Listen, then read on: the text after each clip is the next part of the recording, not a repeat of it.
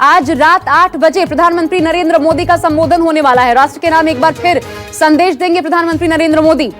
और जाहिर तौर पर यह समझ के चला जा सकता है कि शायद जो कल राज्यों से बातचीत हुई है उसके बाद उससे जुड़े कुछ तथ्य प्रधानमंत्री सामने रखें, कुछ महत्वपूर्ण बिंदुओं को अंकित करें, क्योंकि कल की चर्चा बहुत व्यापक थी और बहुत महत्वपूर्ण थी। 8 बजे एक बार फिर प्रधानमंत्री मोदी रात में राष्ट्र के नाम संदेश जारी करेंगे। क्या कहते हैं, पूरा देश ये जानना चाहता है कि आखिर 17 मई के बाद क्या होगा। ऐसे में जानना बहुत महत्वपूर्ण हो जाता है कि किस दिशा में अब आगे देश बढ़ने वाला है। तो आज रात 8 बजे ये प्रधानमंत्री देश को संबोधित करेंगे। टाइम दिया गया है। कोरोना संकट पर प्रधानमंत्री का जाहिर तौर पर यह संबोधन होगा, लेकिन क्या इसके माध्यम से यह साफ हो पाएगा, स्पष्ट हो पाएगा कि 17 मई के बाद आगे क्या होने वाला है? क्या इस बाबत कोई संदेश होगा, या फिर कल जो लगातार मैराथन बैठक चली मुख्यमंत्रियों के साथ, उस पर प्रधानमंत्री अपनी बात रखेंगे जनता के सामने?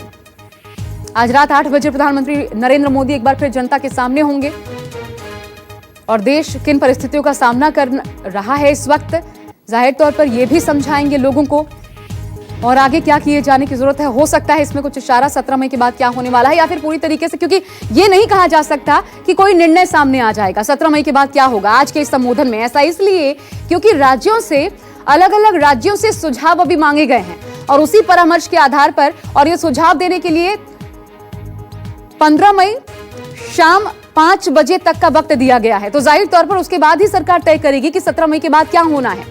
लेकिन शायद कल क्या बातचीत हुई, उस आधार पर कुछ बातें प्रधानमंत्री सामने रख सकते हैं। और हम देख रहे हैं कि पिछले 3 दिनों की अगर बात कर ली जाए तो 10,000 से ज्यादा संक्रमितों की तादाद सामने आ चुकी है।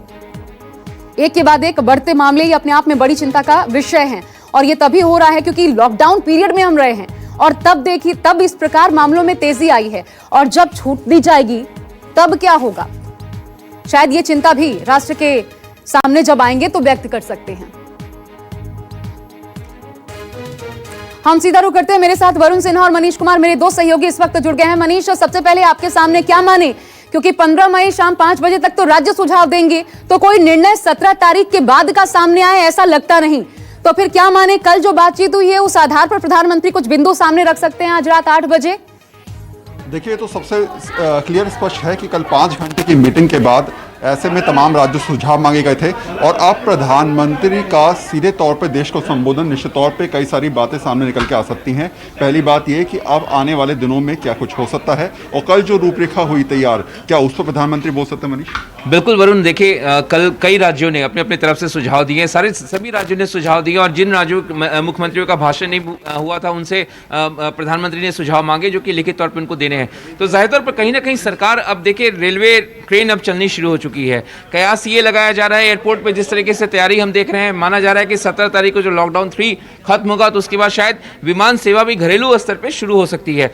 प्रधानमंत्री कल उन्होंने एक नारा दिया, जन भी और जग भी।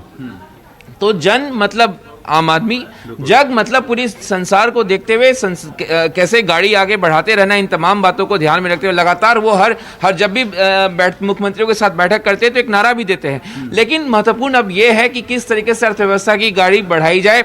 कल हम देख रहे हैं कि महिंद्रा एंड महिंद्रा ग्रुप के चेयरमैन जो है आनंद महिंद्रा एक बड़ा ट्वीट कर रहे हैं कि अगर अर्थव्यवस्था को नहीं खोला गया तो हाराकिरी हो जाएगी। इस तरीके के बयान अब प्रमुख उद्योगपतियों की तरफ से आ रहे हैं कि आप अर्थव्यवस्था को इस तरह लॉकडाउन में नहीं डाल सकते। लोगों का जीवन यापन मुश्किल हो रहा, मजदूर जिस तरीके से सड़कों से जा रहे हैं, कंपनियों में काम करने वाले लोग नहीं हैं। तो अब इस सरकार को सोचना होगा, सरकार भारी दबाव में भी है, आप समझ लीजिए इस बात को। तो प्रधानमंत्री जब आज एड्रेस करेंगे, 5 राज्यों के मुख्यमंत्रियों ने कहा है कि आप खोलिए, लेकिन जो कंटेनमेंट जोन है उस पर एक बिल्कुल पाबंदी रहे। तो प्रधानमंत्री ऐलान करेंगे कि किस तरीके से आपको एहतियात बरतते हुए आर्थिक गतिविधि है उसको शुरू किया जाएगा। ट्रांसपोर्टेशन जो है, पब्लिक ट्रांसपोर्ट है, उसको सीमित तरीके से शुरू किया जाएगा। लोग कैसे एहतियात बरते वो ये संदेश देने की कोशिश करेंगे। लेकिन जाहिर तौर पर आज प्रधानमंत्री जब भाषण देंगे तो ये उम्मीद की जा रही है कि लॉकडाउन 3 जो है उसमें कई सारी रियायतें, जो अगला लॉकडाउन 4 तो होगा, वो तो होगा निश्चित तौर पर, लेकिन कई रियायतों के साथ इस बार लॉकडाउन 4 होगा, यानी अर्थव्यवस्था को कहीं ना कहीं शुरू करने की भरपूर कोशिश जरूर इस बार प्रधानमंत्री लॉकडाउन 4 की जो तस्वीर है वो रात 8 बजे एक तरीके से आप कह सकते हैं कि स्पष्ट हो जाएगी। लेकिन जो स्थिति पहले मनीष ने कही कि आर्थिक रूप से राज्य लगातार डिमांड कर रहे हैं कि हम किस तरीके से अपने आप को मजबूत करें, ऐसे हालात में क्या क्या चीज़ें सुचारू रूप से चल सकती हैं, क्या स्थिति हो सकती है, उसको लेकर निश्चित तौर पर कल राज्यों ने डिमांड रखी थी। और प्रधानमंत्री भी इस बात को कहते नजर आए कि हम चाहते हैं कि आर्थिक रूप से स्थिति सुधरे, लेकिन बहुत ही एहतियात के साथ। आप देखिए, सबसे प्रमुख है कि 1 मई को हर महीने की पहली तारीख को जीएसटी के आंकड़े आते हैं कि कितना जीएसटी कलेक्शन हुआ। जीएसटी जो कलेक्ट होता है वो केंद्र के पास भी जाता है, राज्यों के पास भी जाता है। राज्यों के को सरकार पैसा नहीं दे पा रही क्योंकि जीएसटी कलेक्शन नहीं हो पा रहा। जब आर्थिक गतिविधि नहीं होगी तो सरकार के पास संसाधन कहां से आएगा, पैसा कहां से आएगा, वो राज्यों को कैसे मदद कर उनके टैक्स का जो हिस्सेदारी होता है वो दे पाएंगे। तो आपको अर्थव्यवस्था को चालू करना होगा। राज्य जीएसटी का बकाया भी मांग रहे हैं। सबको अब डर इस बात का है कि अगर इस तरीके से आर्थिक गतिविधि को शुरू नहीं किया गया तो टैक्स कलेक्शन लगातार घटेगा, तो लोगों को कैपिटल एक्सपेंडिचर, वेतन देने के लिए लोगों को पैसे, सरकार को अपने तंत्र को देने के लिए पैसे, जो उनके कर्मचारी उनको देने के लिए पैसे, समाज कल्याण पे खर्च करने के लिए पैसे, ये कहां से आएगा? ये बहुत अहम सवाल है। तो कहीं ना कहीं अब जान का भी ख्याल रखते हुए लोगों को, क्योंकि आपको देखिए सभी अब यही कह रहे हैं कि हमें कोरोना के साथ तो रहना होगा, कोरोना के साथ जीना सीखना होगा।